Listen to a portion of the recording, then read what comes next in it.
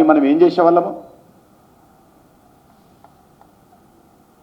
గులాబీ పువ్వు పెట్టి క్యాండిల్స్ వెలిగించేవాళ్ళం.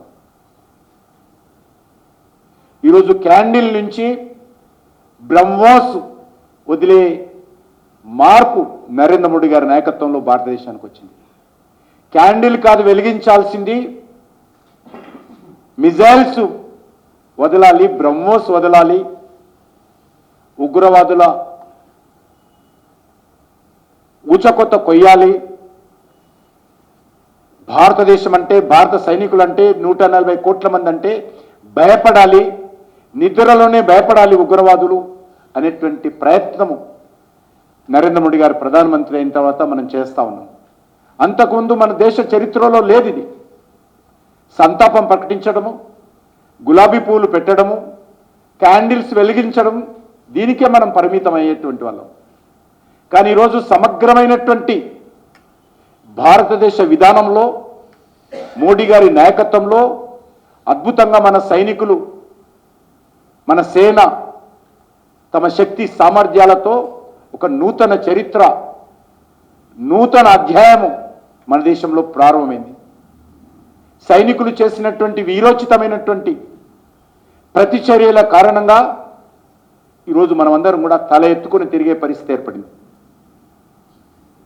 2005లో ఢిల్లీలో వరుస బాంబులు కావచ్చు, 2006లో వారణాసి బాంబు పేలులు కావచ్చు, 2006లో ముంబైలో రైలు పేలులు కావచ్చు. ఈ రకంగా నా దగ్గర చాలా పెద్ద లిస్ట్. ఆ రకంగా అనేక దశాబ్దాలుగా మనము పాకిస్తాన్ ఉగ్రవాద కారణంగా అనేక రకాల బలయ్యాం. లక్షల కోట్లు ఖర్చు పెట్టుకున్నాం, వేలాది మంది ప్రాణాలు కోల్పోయాం, అభివృద్ధి ఆగిపోయింది, అనేక రకాల నష్టపోయాము. కానీ క్యాండిల్ లైట్లకు మాత్రమే పరిమితమైనటువంటి వాళ్ళం, గులాబీ పూలకు మాత్రమే సరిదిద్దుకునేటువంటి వాళ్ళం. కానీ ఈరోజు భారత ప్రభుత్వం, మన సైనికులు, మన భారతీయ సైన్యం ఒక కొత్త చరిత్ర రాసేటువంటి ప్రయత్నం చేయడం జరిగింది. 2016లో ఊరిలో ఉన్నటువంటి మన సైనికుల మీద పాకిస్తాన్ ఉగ్రవాదులు దాడి చేసి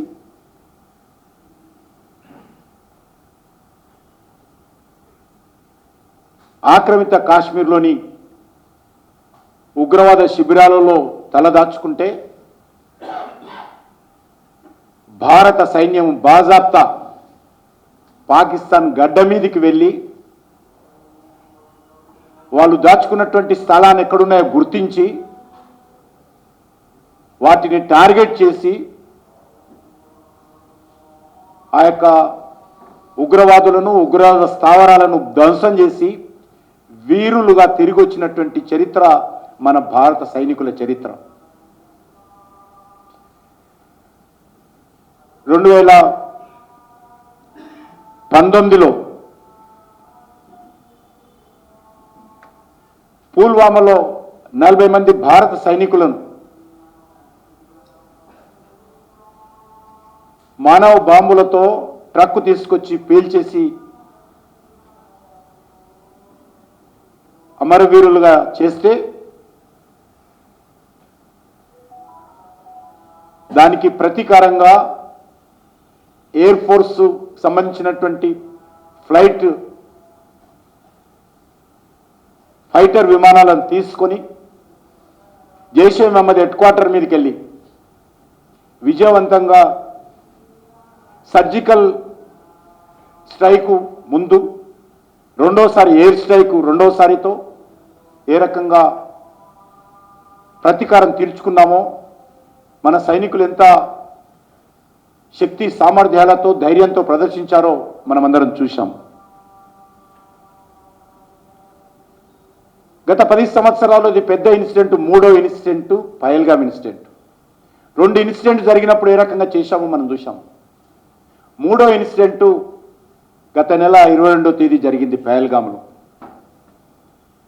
దానికి ప్రతీకారంగా ఆపరేషన్ సింధూర్ పేరుతో ఈ నెల 6వ తేదీ 7వ తేదీ మధ్యరాత్రి 23 నిమిషాల్లో 23 మినిట్స్లో మన సైనికులు ఆపరేషన్ సింధూర్ సంబంధించినటువంటి ఆపరేషన్ను పూర్తి చేసి ఏ రకంగా ప్రతీకారం తీర్చుకున్నామో, ఏ రకంగా విజయం సాధించామో, సైనికుల సాహసోపేతమైనటువంటి విజయం ఏ రకంగా భారతదేశానికి తెచ్చిపెట్టారో మనం చూశాం.